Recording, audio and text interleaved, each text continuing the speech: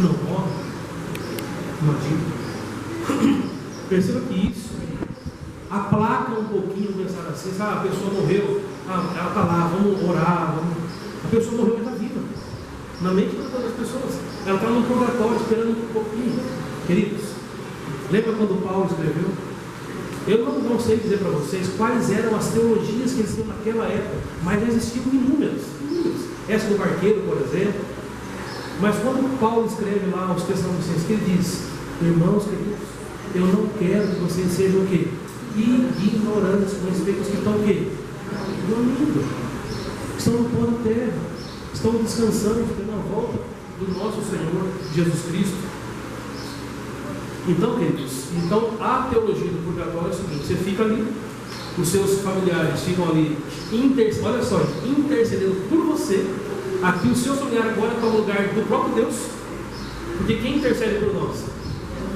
Jesus Cristo, só um. É o que diz ali no livro de Timóteo, capítulo 2, verso 5. Existe só um intercessor. Isso aí do purgatório é para você levar uma vida desregrada. Depois o meu sonho olha comigo e eu vou para o céu. Você não pode ter muito. E se for muito pecador, ele é para o inferno. Isso aqui é como se fosse uma prova de recuperação. Entendeu? Mas, gente, por que é importante nós falarmos sobre isso? Porque existe muitas pessoas que acreditam nisso. Na onde começou isso? Não, lá no Jardim do Éden, entendeu? Umas 3 semanas, quando eu estava de férias, eu visitei a minha prima de Pitinho. Vocês sabem que ele, nosso primo, o Iô, aquele grandão, morenão, que era nosso primo, faleceu faz uns 2 anos, né? Faleceu um ano passado. E quando eu estou lá, eu sempre tento perguntar, né, como é que você está, o que você pensa sobre a morte, né? Interessante, né? Eles acreditam na ressurreição, mas eles também acreditam que ele está num lugar melhor. Ele está num lugar melhor ali. Você entende, queridos? Na mente dos meus queridos familiares, ele morreu, mas ele, na realidade, ele está em algum lugar melhor. Entendeu? Quando você passa e pensa do ponto de vista bíblico, realmente todos os que morrem estão num lugar melhor mesmo. Não estão sofrendo, não estão chorando, não passa mais desespero. Por quê? Eles estão o quê? Gente, você quer o momento mais gostoso da nossa vida que está dormindo? Você já tentou acordar uma criança de manhãzinha? Meus pais, meus filhos acordam de manhã comigo. Só Deus na causa, por quê? Porque dormir é bom demais, gente. É, não é? Eu fiz um exame, a enfermeira falou assim: vou dar uma anestesia. Vai lá, Deus sabe. Eu apaguei, depois eu acordei e falei: nossa, a morte, pô, você viu uma beleza. Gente, a morte é ruim para quem fica. Eu lembro que na sala de aula, o pastor Reinaldo Siqueira, uma vez, ele pegou todo mundo surpreso e disse assim: olha, a morte é um ato de misericórdia de Deus para com os seus filhos. Amém. Você imagina a pessoa sofrendo? Esse meu primo mesmo, antes de falecer, sofreu demais. Ele pegou o câncer, tomou o fígado dele, sofreu demais. Imagina se tivesse a morte, gente. Então, assim, a gente aceita a morte? Não, nós não aceitamos a morte. Mas nós aceitamos a ressurreição.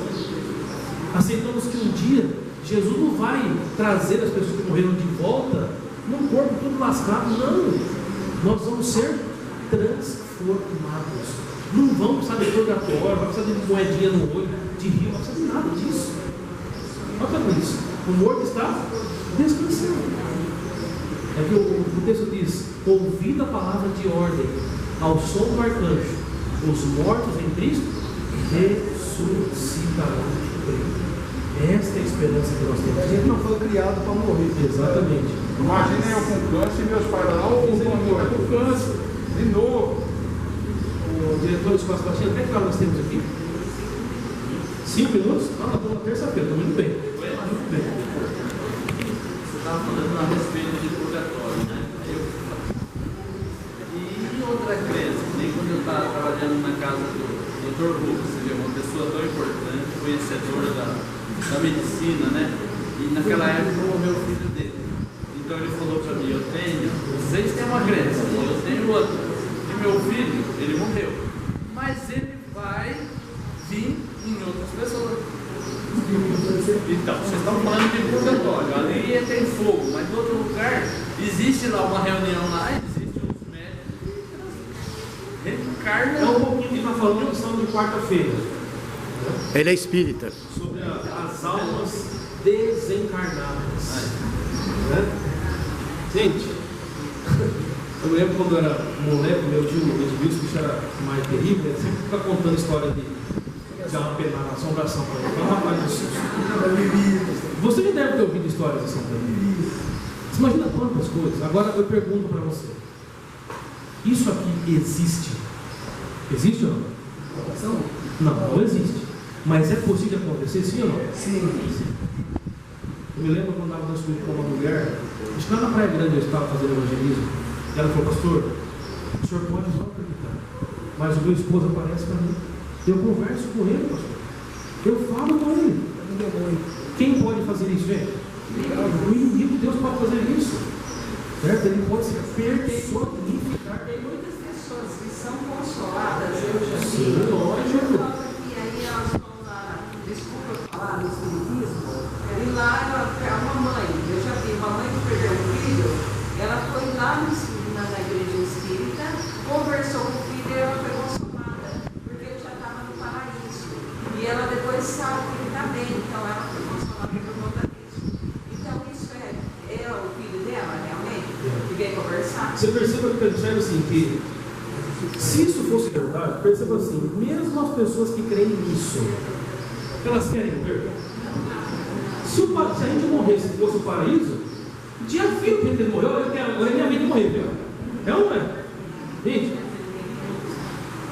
o camarada está lá, todo lascado no hospital, e ele quer morrer? Não. Eu lembro quando não é de Deus, quando o meu velho daqui teve Covid, né? Foi internado uma semana. Não sei se vocês sabem, ele escreveu uma carta para mim, viu? Pode vender o sítio, vende a casa, não sei o quê. Não sei. Essa nós não sabia. Mas a hora que ele saiu do hospital, meu bem, cadê a carta? Cadê a carta? É morto? Vende nada não. Rapaz, é interessante, né?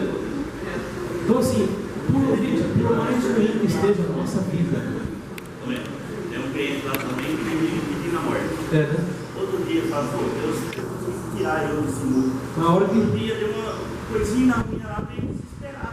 Pelo amor de Deus, salva. Eu falei mesmo, não, deixa que não. não. Não, para nada de governo, mas faz isso.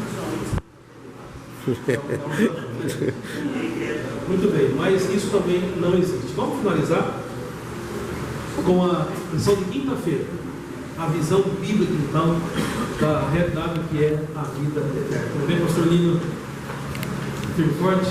Então, o que é a realidade eterna aos que estão em Cristo Jesus?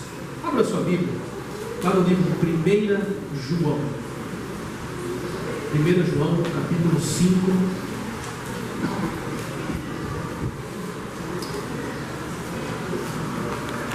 Vamos ver a partir do versículo 6. 1 João, capítulo 5, a partir do versículo 6 até o verso 12. E aqui, queridos, nos fala bem sobre a vida eterna. Este é aquele que veio por meio de água e sangue, Jesus Cristo. Ele não veio somente com água e com água e com sangue. E o Espírito é o que dá testemunho, porque o Espírito é a verdade. Pois há três que dão testemunhos: o Espírito, a água e o sangue. Os três são unânimes em um só propósito. Se aceitarmos o testemunho dos homens, o testemunho de Deus é maior. E este é o testemunho de Deus, que Ele dá a respeito do seu Filho. Olha agora, aquele que crê no Filho de Deus, tem nele esse testemunho. Aquele que não dá crédito a Deus, faz de Deus um mentiroso, porque não crê no testemunho de Deus, dá a respeito do seu Filho. E o testemunho é esse, que Deus nos deu a vida. Quem é que dá a vida eterna, gente? Deus nos dá a vida. Deus nos dá a vida eterna. E olha agora, e o testemunho é esse, que Deus nos deu a vida eterna. E esta vida está no seu Filho. Quem tem o Filho? Quem não tem o Filho? Não tem. Não tem a vida. Queridos, o que nós temos que nos preocupar? A nossa vida está escondida atrás da vida de Cristo. Por quê, gente? Porque não é só as pessoas que estão enfermas que vão morrer. Meu amigo, uma frase diz: para morrer basta o quê? Basta a vida. A morte, querido, é a coisa mais certa da sua vida, é a morte. Por quê? Porque nenhum de nós aqui é eterno. Nenhum de nós aqui. Nós vamos ter a eternidade quando Cristo nos conceder a eternidade. Mas aqui nesse mundo, aqui nesse mundo nós somos muito fracos. Meu apelo a você: deixe a sua vida escondida na vida de Cristo Jesus. Termino aqui com a lição de quinta-feira e com o trechinho de sexta. Isso significa que a vida eterna é um dom de Deus por meio de Cristo. Esse dom é garantido no presente, porém será desfrutado de forma plena quando? Só depois, após a ressurreição final dos justos. A conclusão é bem simples: se a vida eterna é concedida somente aos que estão em Cristo, aqueles que não estão nele não têm o quê? A vida eterna. E meu apelo a você: você está totalmente nas mãos de Cristo? Mas hoje, pastor, mesmo que, como diz Paulo, se viver é Cristo, morrer é lucro. Mas tem gente que a vida ter tão boa para ele nesse mundo aqui, eu acho que mesmo que se ele morresse, mas ele ia ganhar a eternidade, ele não queria sair desse mundo. Mas porque não conhece a verdade. Entendeu? Porque não conhece a verdade. Agora, nós aqui estamos em contexto de todos nós aqui, todos nós. Nós conhecemos o que é Cristo, conhecemos o que é salvação, conhecemos o que Cristo fez por nós na cruz do Calvário e sabemos que um dia Ele vai voltar para nos buscar. E os mortos em Cristo vão ressuscitar. E aí sim nós vamos viver eternamente. Queridos, sabia que a gente faz uma coisa que a gente não sabe nem o que é? O que é viver eterno, sem problemas, sem dor, sem tristeza, sem morte, sem doença? Não. O que é isso? E isso aí só vai acontecer quando Jesus voltar. E quem tem essa missão somos nós. Exatamente. Essa missão é nossa de anunciar que Jesus voltar. Exatamente. Legal o evangelho a todo mundo. Então, queridos, nós temos que aceitar pela fé. E na lição de sexta-feira, para finalizar, Ellen White, no livro O Grande Conflito, ela diz assim: mas como poderia ser fonte de felicidade para os mortos o fato deles saber da necessidade dos vivos, falando lá dos que morrem, mas não morrem, né? E quão revoltante é a crença de que logo que o fogo de vida deixa o corpo, a alma impenitente é entregue às chamas do inferno?